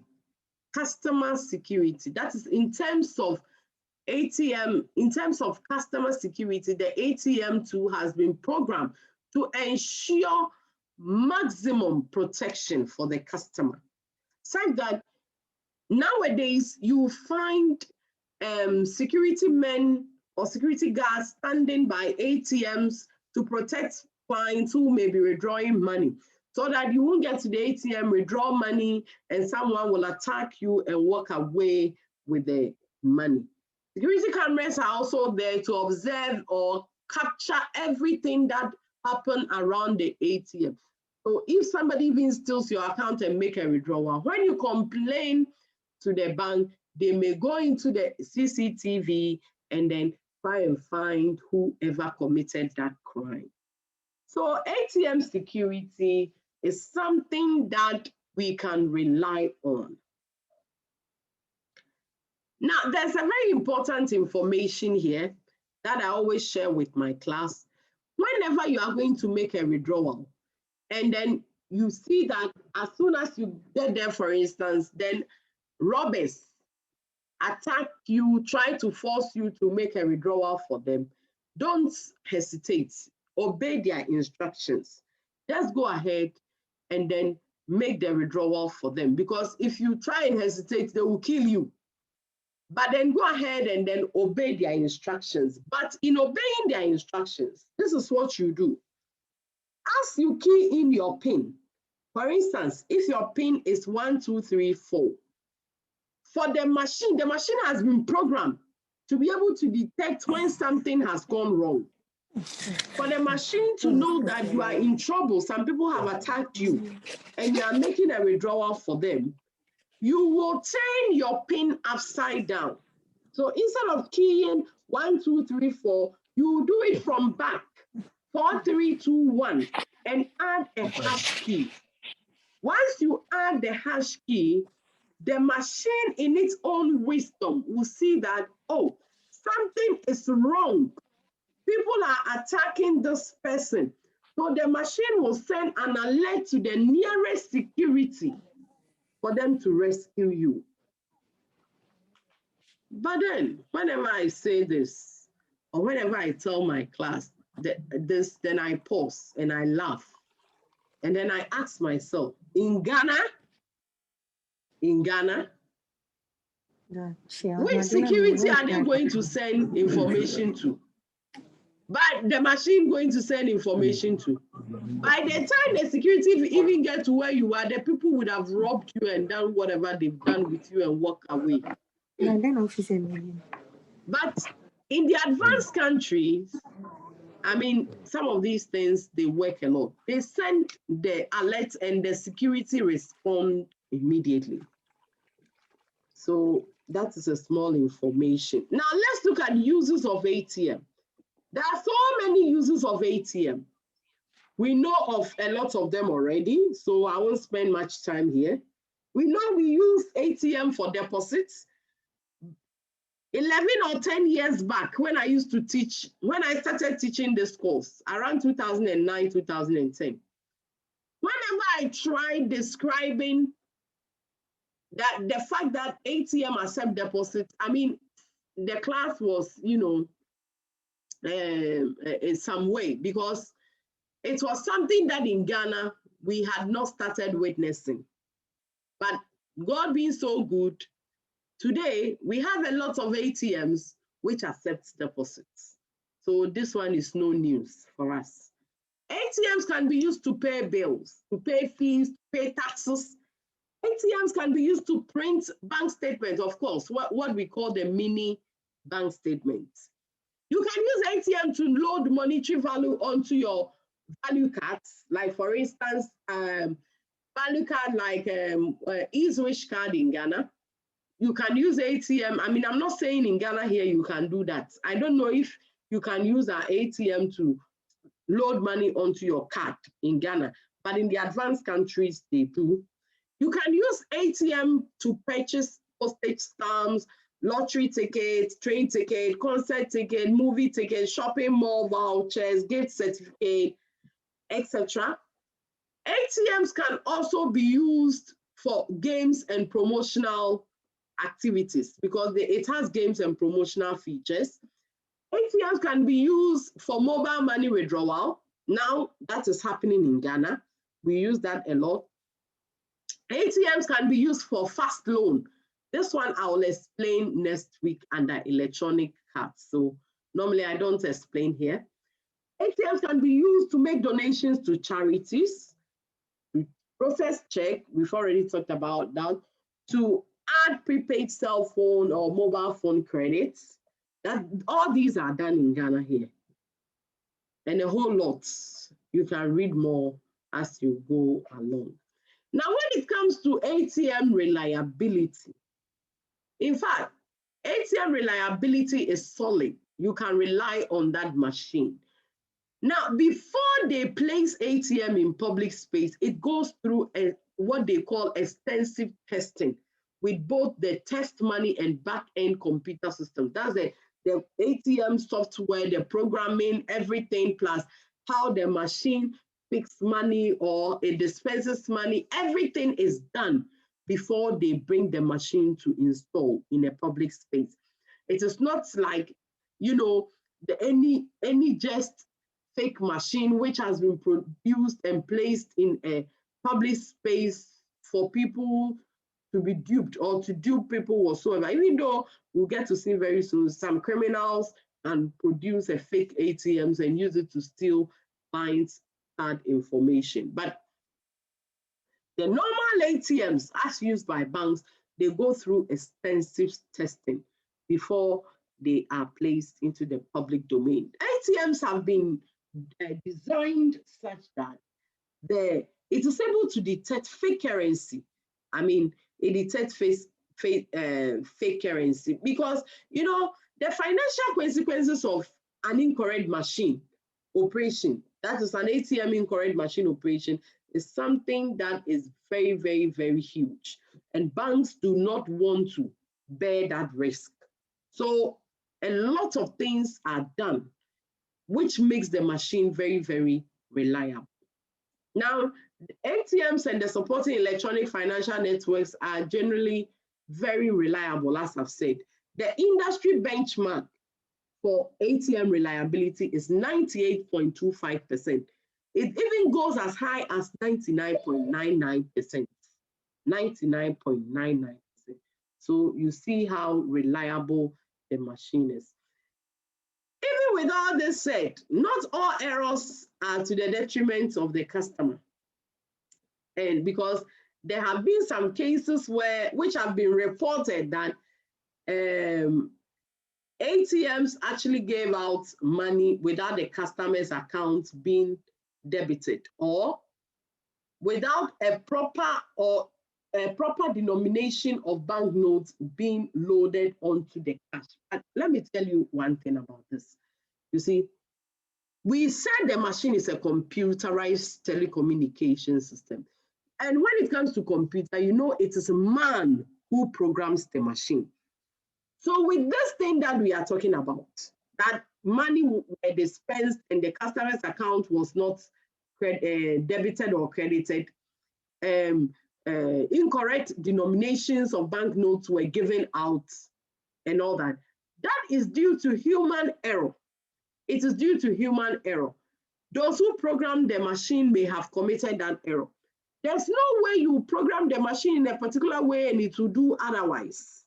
If you program it well, the machine will also give you the best results you want. So some of these things are due to human error. It is no fault of the machine.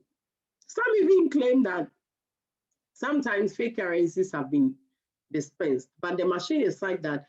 It has been programmed, like I told you, to sense the thickness or thinness. So there's no way it will dispense fake currency. When it detects it is a fake currency, it sends it to the reject bin.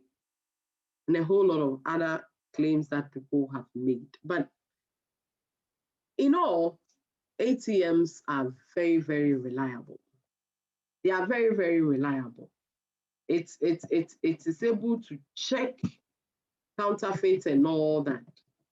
And even though, like I said, a lot of people claim so many things, but the industry benchmark is what we look at. Gabriel, if you have a question, please wait. When we are done, then you bring in, we'll soon be done. Then you ask your question. ATM fraud. ATM fraud. When it comes to ATM fraud, over the years of teaching, what I'm going to give you, you won't get it anywhere. Over 10 years or so of lecturing this particular course, I have been able to put together some number of ATM fraud that I'm using for my book. I told you I'm publishing a book on e-banking. And that number of ATM fraud I have identified through my own research, that is what I normally use to teach the class. So you'll find them in bits in different places, but then you get them all here in this class. Now, the first ATM fraud we will talk about is what I call distraction. This form of ATM fraud, what happens is that when the client is about withdrawing money, the ATM fraudsters will find ways and means to distract the customer. There's a video, you can check the LMS if it's there, you watch. It's a Barclays Bank video of how distraction is done. What they do is that they can get a disabled person. Then the disabled person will pretend as if he or she is falling as you are making a withdrawal.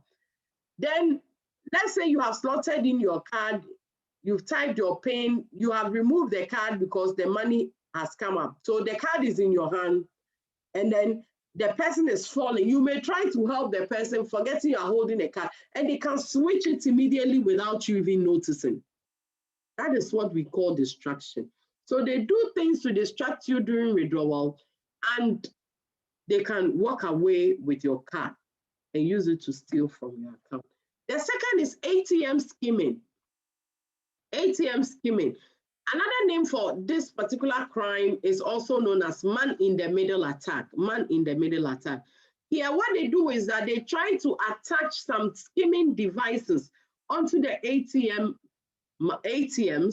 so that, for instance, if you are going to withdraw cash and you see that there's some sort of at the section where you slot in the card, you see something attached to the machine, you may not notice there's something even attached to the machine. The criminals normally attach some device so that as you pass through your ATM card, it goes through their device first. They pick all your information and then use the information to program or clone another card and use it against you. So that is ATM skimming. Then there is another one called ATM RAM raiding.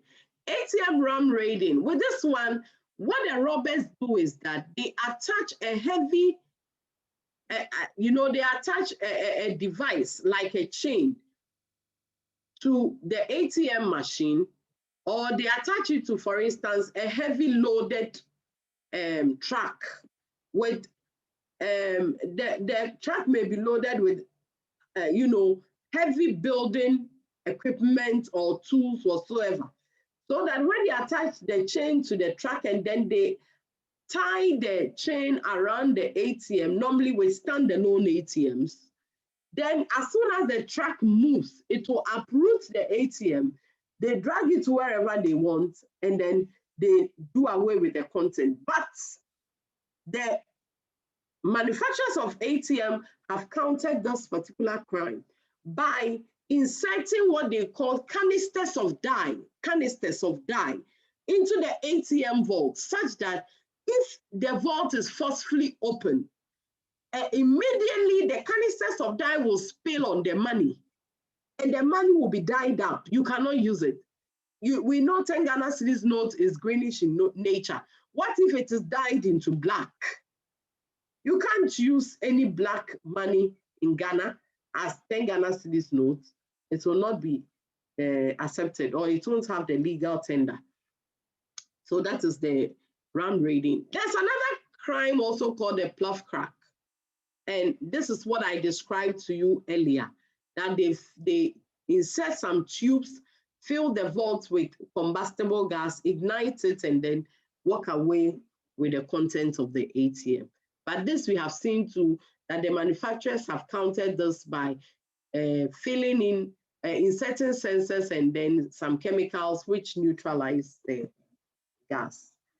Then we have another one called the cash loading fraud.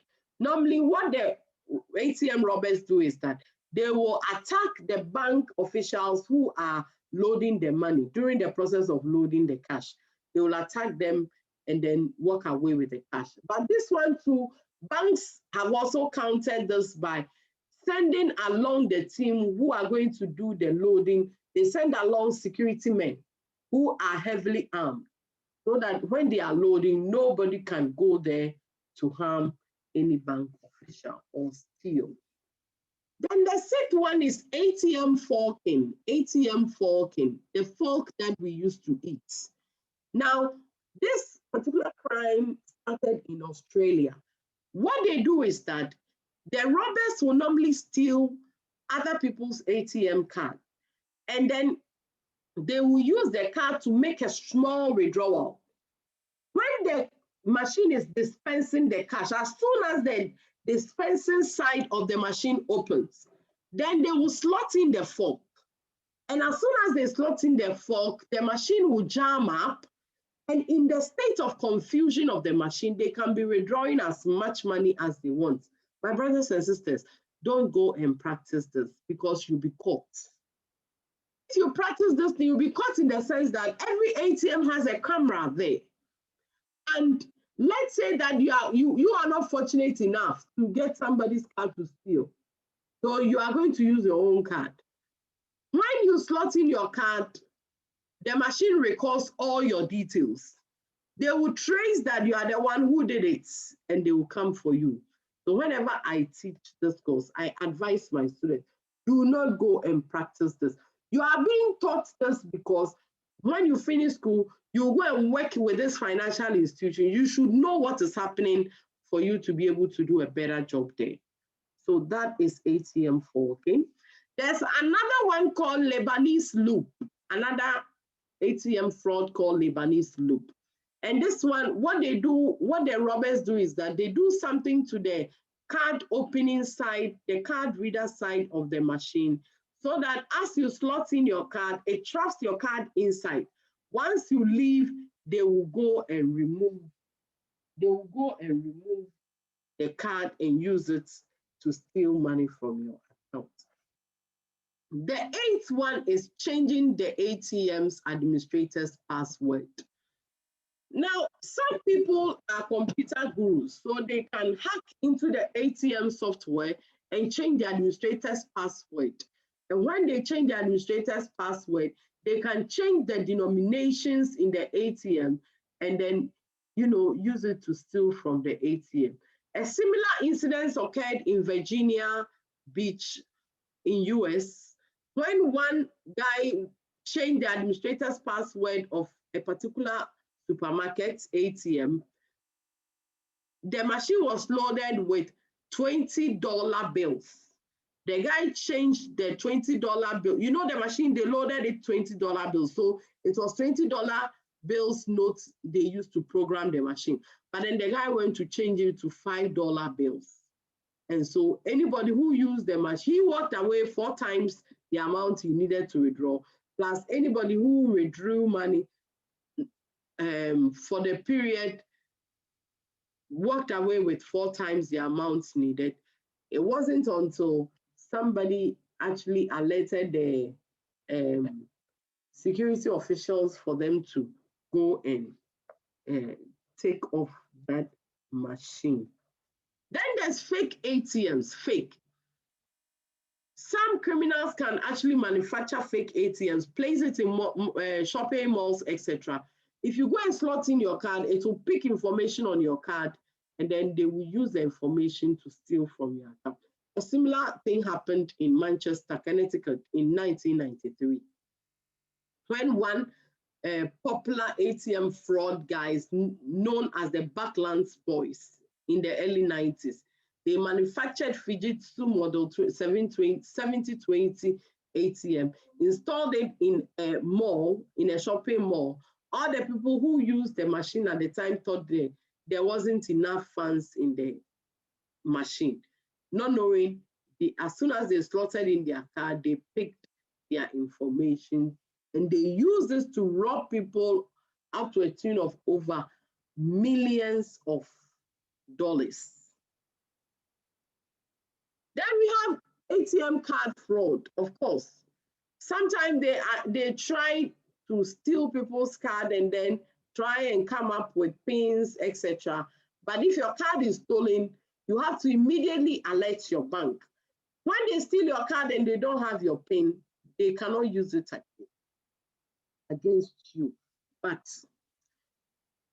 sorry.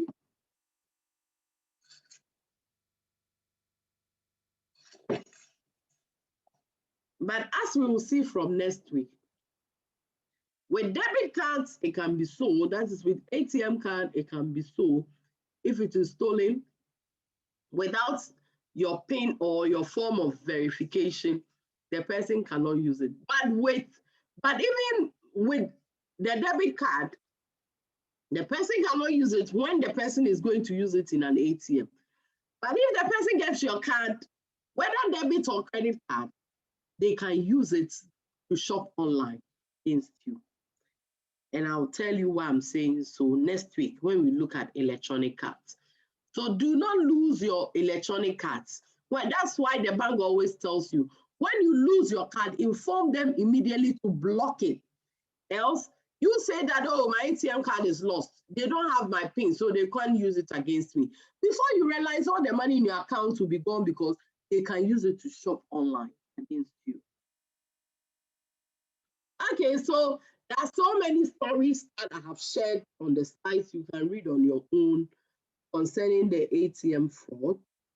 And some videos too are there on the LMS you can watch. But there are some new developments in ATMs. And one of the new developments is the fact that now ATMs are no longer called ATMs. They are called video teller machines. In the US, they've developed an advanced ATM, which allow people using the machine to have a live chat with the bank official. And the bank official will direct them as to what they do. I'll show you that video and then we'll call it a day. But let me talk about all these. There's also a cardless ATM. Now, modern ATMs have been designed to be used even without a card. You can be given a code and you can use the code to make a withdrawal instead of using a card. There's also a cashless ATM. ATMs which does not, produce cash or give physical cash. That is also the cashless ATM, but that one is a bit debatable. Then there's a whole lot of innovative new e-money transaction, mobile money withdrawal with ATM, and a whole lot of other developments which have occurred in ATM. The future of ATM is very bright. The future is very, very bright. And normally I show these videos of the future of ATM. In the future, ATMs are going to be, they are going to serve more than the purpose they are serving today. They are going to make the self-service fully, they are going to utilize the self-service part fully well in the future. And a whole lot of, information is out there concerning how the ATM will work or become in the future. Let me show you this new video teller machine.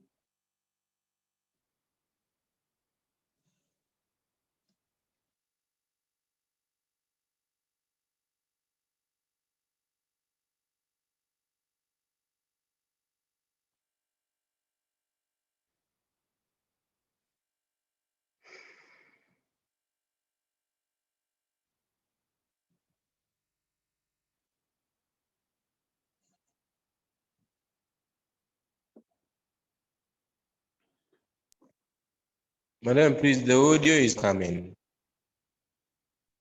Pardon? Please, we can't hear anything.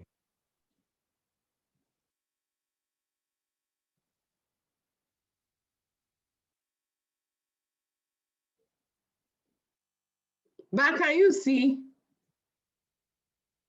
Yes, please, we can see. Even the first one, it wasn't that active, like it was working because of the network. It was working, so you couldn't get the full content. Okay, I'm coming. I have made my volume 100% now. Let me start. Tell me if you can hear. Can you hear? From my side, I can't hear. I don't know about the others. Please. Madam, please, there's nothing coming. The sound is not coming. Really? Okay. Okay, then you just watch. I think it is on the LMS. You can go and download and watch. You can even get it from YouTube, the video. All the videos are on YouTube. So you just watch. All right, madam.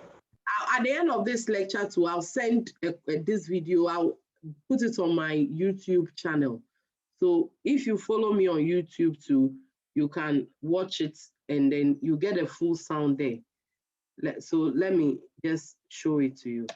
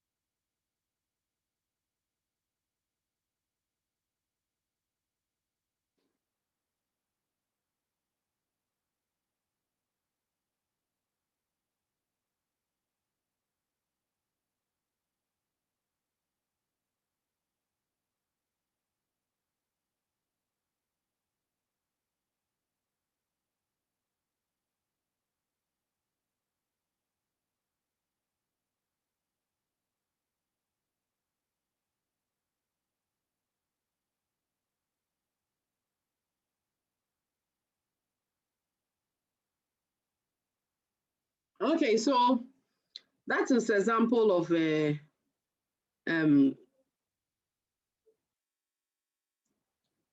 it's That's an a example. video teller. Yes, a video teller machine. Like I said, you can get a video from YouTube. And like I said before too, if you follow my channel too on YouTube too, I'll upload this there. You can watch and then get a full voice and everything. So this is where we bring today's lecture to an end. If you have any questions, you can ask now.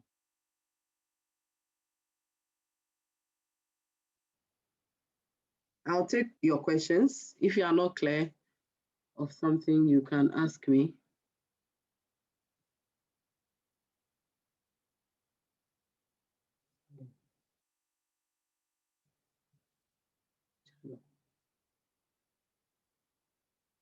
Should I take your silence to mean you're okay? Yes, please. Yes, madam. Madam, actually, I wanted to okay. First you said the ATM machines are owned by the banks or so I wanted to find, can individual person own ATM machine? Like yeah, it is possible, but so far I've not seen an individual owning an ATM. Normally, ATMs are owned by either some companies who install the ATM and then provide the services for banks, of course, at a fee. So they will charge the banks whose customers use the machine at a fee. But in today's world of banking, most of the ATMs that we see are owned by the various banks because, of course, they don't want to pay any extra charges from other companies providing the services when they can do it themselves.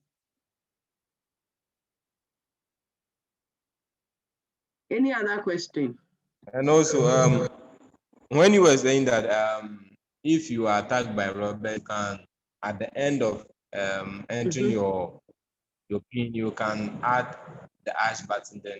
Yes. So what if you add the hash button then before the security personnel got there, they have taken the money, but you press the hash button. So does it mean you've lost totally, or the owners can?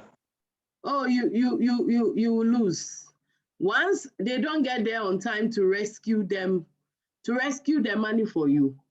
You know, when you are attacked, it is your life you think about. So in order to save your life and still alert the police that something is wrong, that is why you turn your PIN and add a hash key to it. So in the advanced countries, the nearest security patrol team around will be sent to the place. But you know, in Ghana, I mean, in Ghana, I even doubt if this alert system works. But even if it works, by the time they get there, you realize that the people would have run away with the money. And once the money is gone, you have lost, not the bank. Don't worry, when we do regulatory and legal framework, you understand this very well. Any other question? Okay, madam, and the very last one. You said the machine does not make mistake. There was a case. It does not. Somebody withdraw money, but on the receipt, let's say if the person withdraw 50 Ghana, it shows on the receipt that 50 Ghana, but the money that came out was not up to 50 Ghana. Yes. So that one is whose fault?